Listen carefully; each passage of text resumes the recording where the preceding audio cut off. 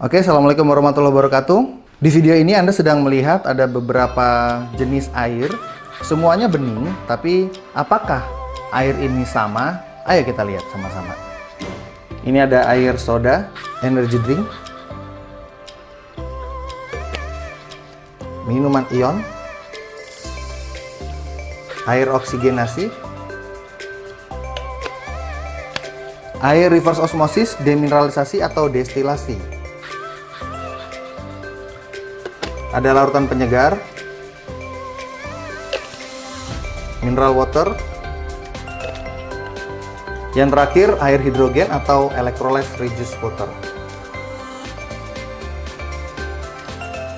Kita akan uji kadar keasaman air di depan ini dengan menggunakan pH tester. Anda bisa cari di toko online atau marketplace, pasti ada. Kita akan tetes satu persatu. Satu tetes.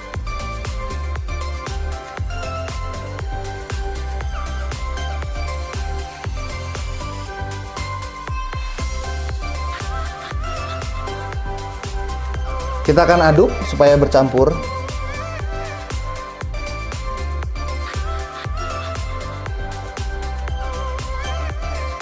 Sekarang Anda bisa bandingkan dengan chart, sehingga kita bisa tahu kadar keasaman dari masing-masing air ini.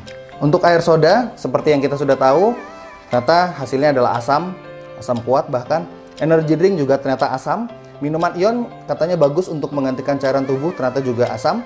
Air oksigenasi katanya juga bagus untuk sel-sel tubuh, faktanya ternyata asam. Air reverse osmosis atau demineralisasi atau air destilasi ternyata juga asam. Larutan penyegar yang katanya bagus untuk panas dalam ternyata juga asam. Air mineral, Anda bisa lihat warnanya hijau, artinya pH-nya netral di kisaran 7. Dan air hidrogen atau electrolyte reduced water menghasilkan warna biru tua cenderung ungu, ya ini di kisaran pH 9-10. Dan karena komposisi tubuh kita sebagian besar adalah air, maka jika kita mengkonsumsi makanan ataupun minuman yang asam, maka cairan tubuh kita akan berubah menjadi kondisi yang asam. Sehingga kondisi tubuh yang asam akan membuat tubuh kita menjadi sakit. Lalu apa yang harus kita lakukan kalau kita sudah terlanjur mengkonsumsi makanan atau minuman yang sifatnya asam? Ya, tentunya langkah pertama harus apa? Harus bertobat dulu ya. Nah, yang kedua, ganti air. Kita ganti dengan air yang pH-nya basah. Oke, kita akan lihat apa yang terjadi jika tubuh kita yang tadinya asam, lalu kita mengganti konsumsi dengan air minum yang sifatnya basah. Anda bisa lihat warnanya berubah menjadi ke arah biru. Ya, artinya pH-nya membaik. Lalu kita akan coba berikutnya. Berubah menjadi kondisi yang basah. Lalu berikutnya berubah menjadi kondisi yang basah. Lalu berikutnya berubah menjadi kondisi basah. Lalu yang tiga terakhir ini kita lihat sama-sama. Berubah nggak? Berubah nggak? Ternyata yang tiga terakhir tidak berubah. Artinya kita tahu bahwa yang tiga ini kadar asamnya seperti apa? Kadar asamnya bagaimana? Anda yang simpulkan sendiri. Apabila tubuh sudah berubah menjadi kondisi yang basah, artinya tubuh sudah menjadi lebih sehat, sel-selnya lebih segar, penyakit-penyakit sudah hilang. Lalu pertanyaan saya, boleh nggak sekali-kali kita minum lagi minuman-minuman yang tiga ini? Boleh nggak? Ya, ayo kita lihat apa yang terjadi. Tubuh yang sudah sehat, sudah menjadi basah, lalu kita sekali-kali minum minuman ion. Apa yang terjadi? Ayo kita lihat. Dia kembali asam lagi, penyakit-penyakit bermunculan, nyeri persendian muncul, penyakit lambungnya kambuh lagi, tensinya naik lagi. Jadi badannya sudah sehat, kalau kita mengkonsumsi makanan dan minuman yang sifatnya asam, dia akan kembali menjadi asam dan sel-selnya rusak lagi. Sekali-kali minum energy drink boleh nggak? Coba kita lihat apa yang akan terjadi. Sakit lagi, asam lagi, sakit lagi. Misalnya Anda kumpul sama teman-teman, asiknya minum soda ya. Kita mengkonsumsi makanan atau minuman yang sifatnya asam seperti ini.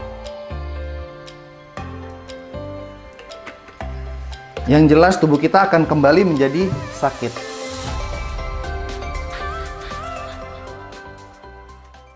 Oke, di percobaan ini kita akan menguji apa yang terjadi jika air ini kita teteskan dengan larutan iodin atau antiseptik.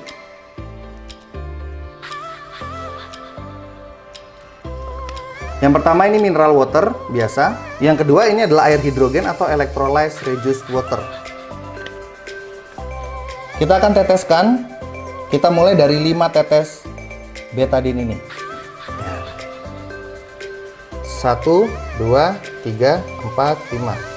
1, 2, 3, 4, 5. Kita aduk apa yang terjadi dengan air mineral. Tentunya warnanya berubah menjadi kuning. Lalu kita aduk apa yang terjadi dengan air hidrogen atau electrolyzed reduced water. Warnanya tetap bening. Oke, kita akan tambahkan beberapa tetes lagi. 1, 2, 3. 1, 2, 3. Lalu kita aduk.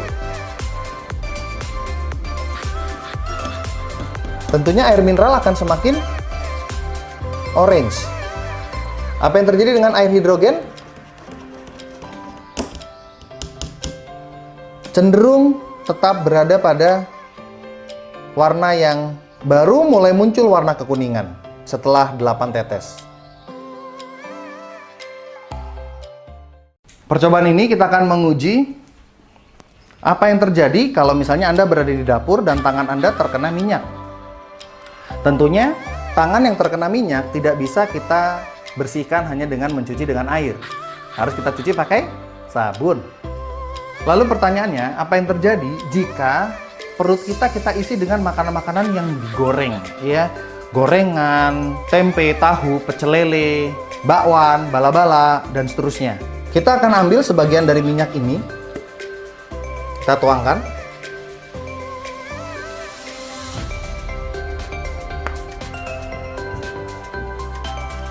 Dan di percobaan kali ini kita menggunakan air hidrogen atau electrolyzed reduced water dengan pH basa yang lebih kuat, yaitu 11,5.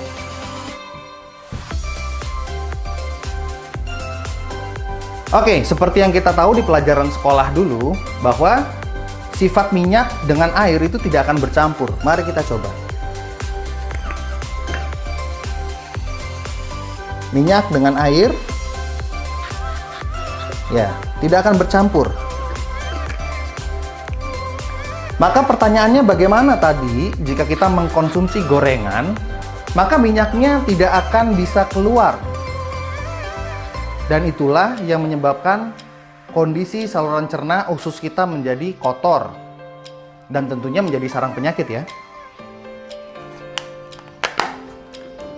Kita akan menggunakan hydrogen water atau electrolyzed reduced water dengan pH yang lebih kuat atau lebih basa dengan pH 11,5. Kita tuangkan dulu ke gelas. Kita sama-sama lihat bahwa ini adalah air putih biasa, hanya pH-nya lebih tinggi. Kita akan tuangkan ke air ini. Perhatikan apa yang akan terjadi.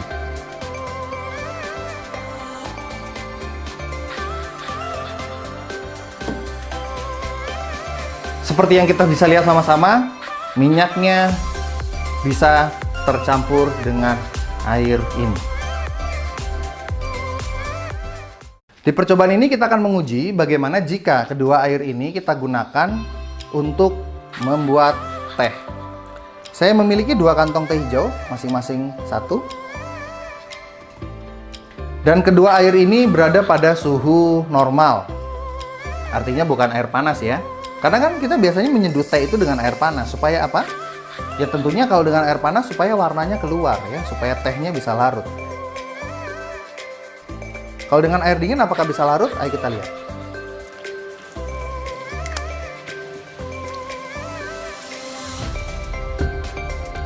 Kita akan sama-sama mencelup kedua teh ini.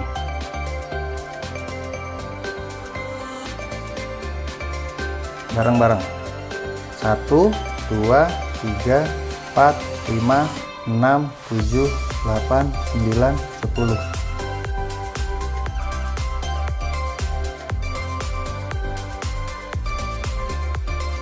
Seperti yang kita tahu, kalau kita menggunakan air dingin, air biasa tidak akan bisa melarutkan teh.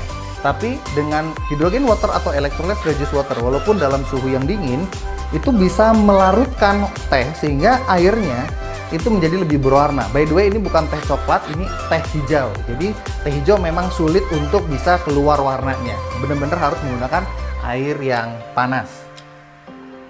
Demikian percobaan-percobaan yang sudah kita lakukan terhadap hydrogen water atau electrolyte reduced water. Sehingga Anda semua menjadi tahu bagaimana memilih air yang benar-benar menyehatkan tubuh. Sekian, wassalamualaikum warahmatullahi wabarakatuh.